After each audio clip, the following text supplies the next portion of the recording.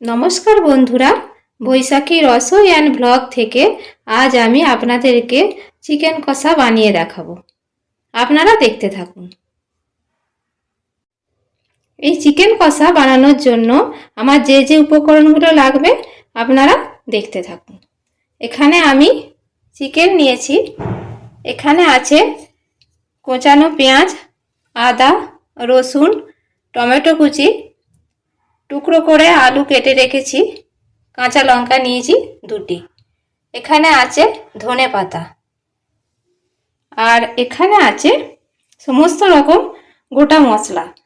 এখানে আছে গোটা গোলমরিচ, গোটা জিরা, দারচিনি, লবঙ্গ আর গোটা এলাচ, আর এখানে আছে একটা শুকনো লঙ্কা, তেজপাতা। এখানে আছে টক দই, আর এখানে আছে ভাজা মশলা, গরম মশলা, চিকেন মশলা। এখানে আছে চিনি আর ঘি।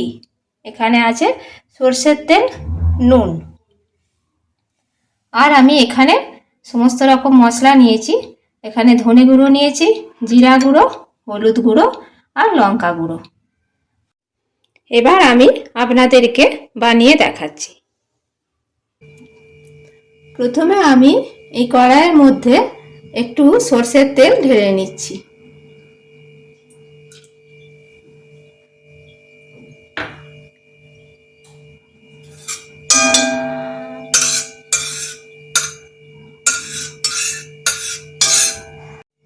এবার আমি এই তেলের মধ্যে একটু ঘি নিয়ে নিচ্ছি।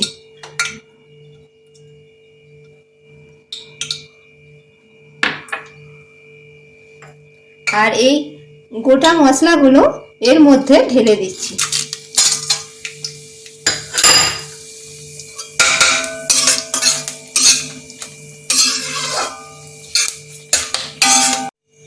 আলুগুলো আমি হালকা করে একটু এই তেলের মধ্যেই ভেজে নিচ্ছি।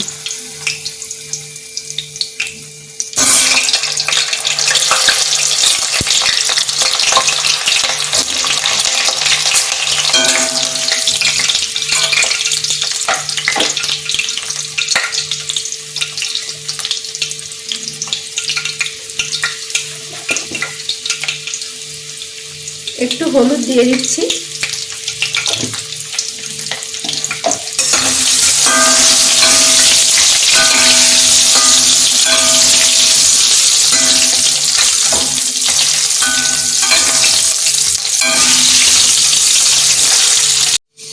আলুগুলো সব ভাজা হয়ে গেছে, এবার আমি তুলে নেব।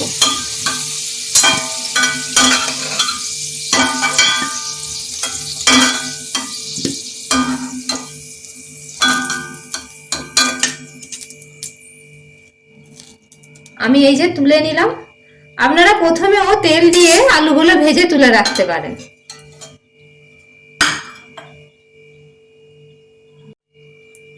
এবার আমি এই পেঁয়াজগুলো তেলের মধ্যে দিয়ে দিচ্ছি।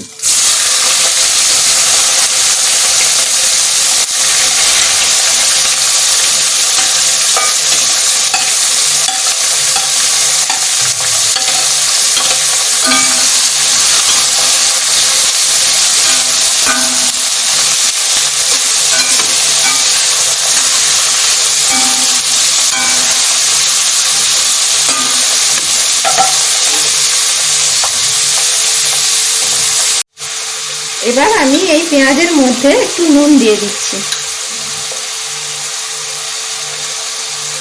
আর কাঁচা লঙ্কা, টমেটোটাও দিয়ে দিচ্ছি এর মধ্যে।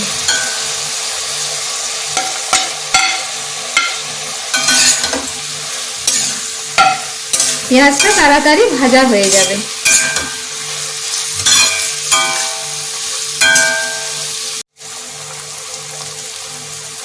এখন আমি এই রসুন আদাটা একটু ছিঁচে নেব।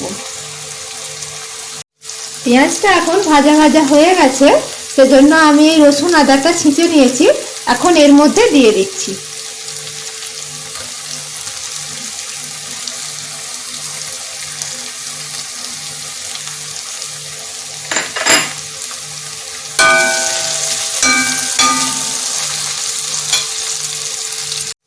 পেঁয়াজ, রসুন, আদাটা দিয়ে এবার ভালো করে ভেজে নিই।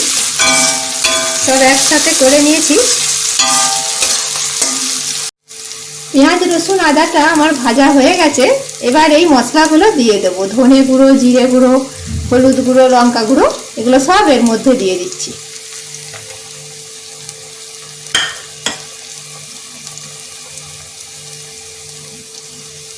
একটু জল আমি এর মধ্যে দিচ্ছি, মশলাটা কষিয়ে নেব।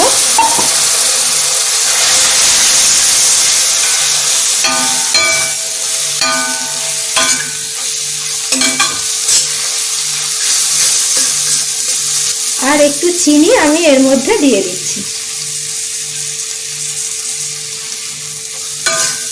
কালারটা আসলে ভালো, সেজন্য একটু চিনি দিচ্ছি।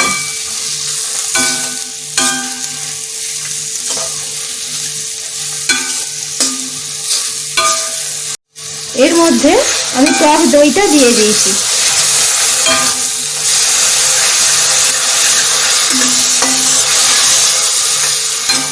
আবার একটু কষিয়ে নিয়ে এটা।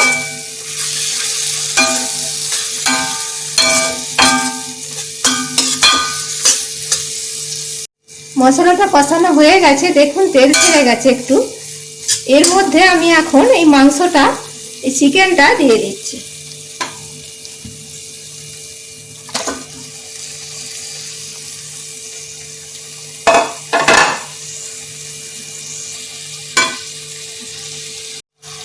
এই মাংসের মধ্যে আমি এখন অল্প একটু নুন ছড়িয়ে দিচ্ছি, দিয়ে এই মাংসটা আমি চাপা দিয়ে দিয়ে কষাতে থাকবো। চাপা দিয়ে দিয়ে কষাতে থাকলে তাড়াতাড়ি কষানো হয়ে যাবে। এই যে আমি ঢাকাটা দিয়ে দিচ্ছি, এইভাবে আমি ঢাকাটা একবার খুলে খুলে এটা কষাতে থাকবো। চিকেন তো অনেকটাই কষিয়ে নিয়েছি, এখন আমি এর মধ্যে একটু চিকেন মশলা দিয়ে দিচ্ছি।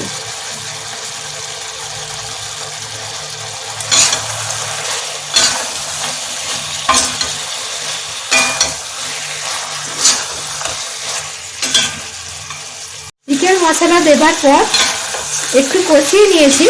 এবার আমি এখানে একটু গরম মশলাও দিয়ে দিচ্ছি। চিকেন মশলা, গরম মশলা দেবার পর এই চিকেনটা আরেকটু ভালো করে কষিয়ে নেব। এখন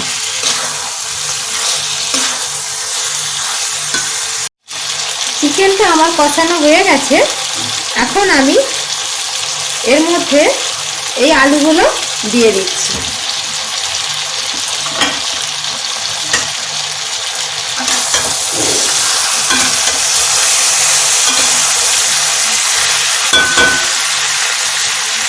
এখন আমি এর মধ্যে একটু গরম জল দিয়ে দিচ্ছি।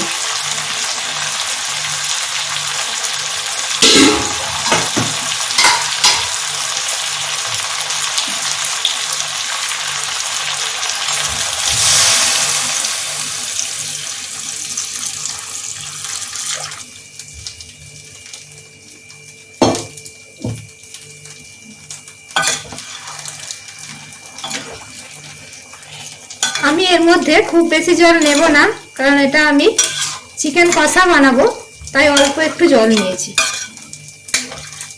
আর এর মধ্যে একটু নুন দিয়ে দিচ্ছি।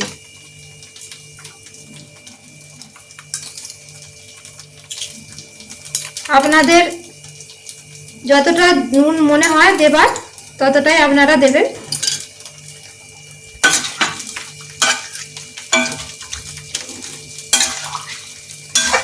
এবার আমি এটা ঢাকা দিয়ে দিচ্ছি। ঢাকা দিয়ে দিলাম। এখন চিকেনটা সিদ্ধ হয়ে গেছে।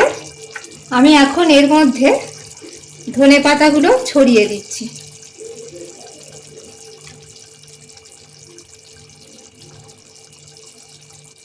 ধনে পাতাগুলো দিয়ে এখন আমি এর মধ্যে একটু ঘি দিয়ে দিচ্ছি।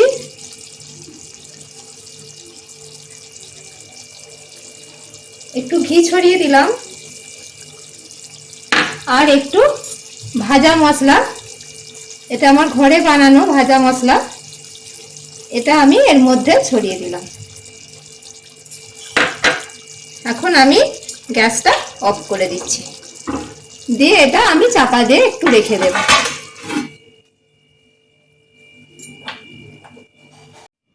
এই যে আমি চিকেন কষা নিয়ে নিয়েছি প্লেন ধোসার সাথে।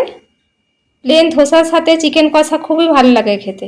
আপনারা রুটি, লুচি, পোলাও, প্লেন ভাত সবার সাথে চিকেন কষা তো খেতেই পারেন, আর এই ধোসার সাথেও খেতে পারেন, প্লেন ধোসার সাথে, যেটা আমরা বাঙালিরা সরু চাকলি পিঠা বলি। এর সাথেও খুব ভালো লাগে খেতে।